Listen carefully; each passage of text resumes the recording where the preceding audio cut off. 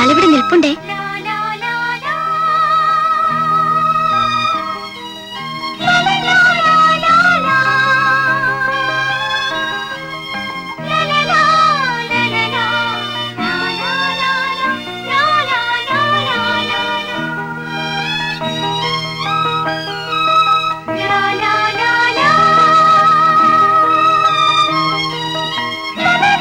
ആലീസിന് എന്നോട് വെറുപ്പ് തോന്നില്ലേ?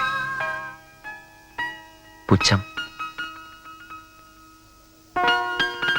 കള്ളം പറഞ്ഞ ആലീസിന്റെ അപ്പച്ചനെ വഞ്ചിച്ചതിന് എന്നോട് പുച്ഛം തോന്നില്ലേ?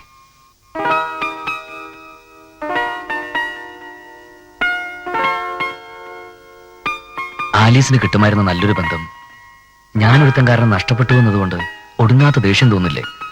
അതല്ലേ ഇപ്പൊ മനസ്സേറെ? കഴിഞ്ഞോ? എന്ത് എളുപ്പത്തിൽ എന്റെ മനസ്സ് വായിച്ചത്. ദേ, തല്ലിയാലും വേണ്ടില്ല കൊന്നാലും വേണ്ടില്ല എന്ന് കരുതി എന്റെ അപ്പൻ ചീരങ്കണ്ടത്തിൽ ഇട്ടിച്ചിന്റെ മുഖത്ത് നോക്കി പറഞ്ഞവളാ ഞാൻ. എനിക്ക് ഈ സാറിന് മതിയെന്ന്. എല്ലാം സഹിച്ച് കാത്തിരുന്നതേ ഇങ്ങനെ ഓരോന്ന് കേൾക്കാനല്ല.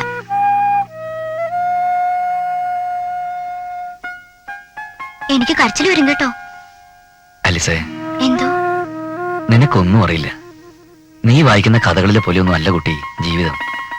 അത് നേരാ, എനിക്കൊന്നും അറിയില്ല എന്നുള്ളത്. പക്ഷെ ഒന്നും എനിക്കറിയാം, എന്റെ ഭാഗ്യമായത്, എന്റെ പുണ്യം. എനിക്കിത് മതി. ഈ പൊട്ടിപ്പണ്ണിനെ വിട്ടേച്ച് എങ്ങും പോയി കളയരുത്.